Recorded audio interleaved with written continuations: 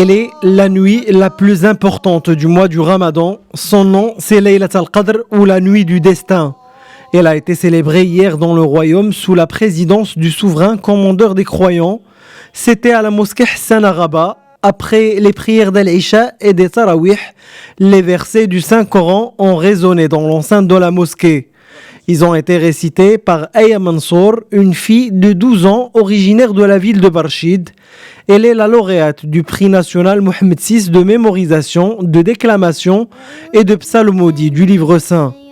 Par la suite, le professeur Amadou Tidiani Diallo, alem du Sénégal, a prononcé une allocution au nom des oulémas ayant participé aux causeries religieuses du mois sacré du Ramadan. Discours dans lequel il a exprimé ses vifs remerciements au souverain pour l'accueil et l'hospitalité qui leur ont été réservés tout au long de leur séjour dans le royaume. Lors de cette nuit sacrée, plusieurs prix ont été remis par le souverain, témoignant ainsi de l'attachement du roi Mohamed VI au rayonnement du savoir et de l'islam dans le royaume. Et un peu plus tôt dans l'après-midi, le roi Mohamed VI, commandeur des croyants, a présidé la 7e causerie religieuse du mois sacré de Ramadan. C'était au palais royal de Rabat. Le souverain a été accompagné du prince héritier Moulay Hassan et du prince Moulay Ismail.